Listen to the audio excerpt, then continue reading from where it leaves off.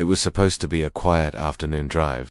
Angela Parker, a 34-year-old disabled black woman, was heading home from her doctor's appointment in Atlanta. Angela had lost both her legs in a tragic car accident years earlier, but she never let it break her spirit. With her modified vehicle, she could drive independently, and she cherished the freedom it gave her. As she pulled into a gas station to refill, flashing red and blue lights lit up behind her. A police cruiser had followed her in. Confused, Angela rolled down her window and waited. The officer, tall and visibly irritated, approached with heavy steps. "License and registration," he barked without explanation. Angela calmly handed them over, asking, "Is there a problem, officer?" The cop glanced at her wheelchair folded in the back seat and narrowed his eyes. "Step out of the car," he ordered. Angela froze. "Officer, I'm disabled. I don't have legs. I can't just step out." She tried to explain, her voice steady but edged with disbelief. But instead of listening, the officer grew more hostile. "Don't play games with me. Out of the car, now." Other customers at the gas station began watching, their faces registering shock at what they were witnessing. Angela's heart pounded. She wasn't just being disrespected, she was being treated as if her disability and dignity didn't matter at all. And what the officer didn't know was that this reckless display of power was about to backfire in a way he could never have imagined. Angela's voice carried across the gas station as she tried to reason with the officer. "Sir, I physically can't do what you're asking. I'm not refusing, I simply can't." The officer's jaw tightened. "Don't talk back to me," he snapped, pulling on the door handle. Customers nearby gasped as he tugged at her arm, trying to drag her out. Angela gripped the steering wheel, her eyes filling with tears, not of fear, but of outrage. One bystander, a middle-aged man filling his truck, shouted, "Hey, can't you see she's disabled?" Others began recording on their phones, documenting every second of the encounter. The officer glanced around, realizing he was quickly becoming the center of unwanted attention.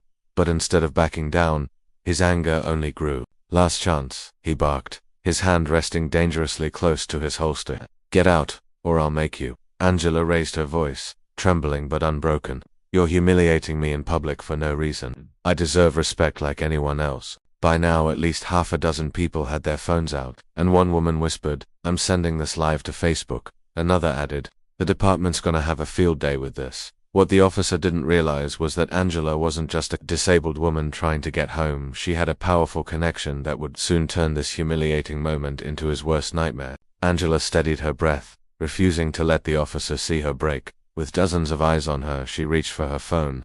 "If you won't listen to me," she said firmly, "then you'll listen to someone else."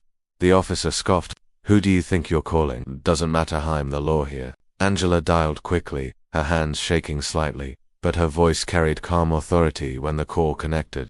"Hi Marcus, it's me. I need your help. An officer is harassing me at the gas station right now." The officer rolled his eyes, clearly unimpressed, but a few bystanders exchanged looks when they heard the name. Because Marcus Parker wasn't just anyone, he was Angela's older brother. And he also happened to be a federal civil rights attorney known for taking on police misconduct cases. Angela handed the phone to the officer. "He wants to speak to you." Reluctantly, the officer put the phone to his ear. A stern voice thundered through the speaker. "This is Attorney Marcus Parker. You are detaining and harassing a disabled woman without cause. Every second of your behavior is being documented. If you do not cease immediately, you will be facing criminal charges and a civil lawsuit personally." The officer's face drained of color. The confidence he had carried moments ago began to crack under the weight of the situation. Around him, phones kept recording, eyes kept watching, and whispers spread like wildfire. He messed with the wrong person. What happened next would determine not just his career, but his reputation for life. The officer's hand trembled as he handed the phone back to Angela. The gas station had fallen completely silent, every bystander waiting to see what would happen next.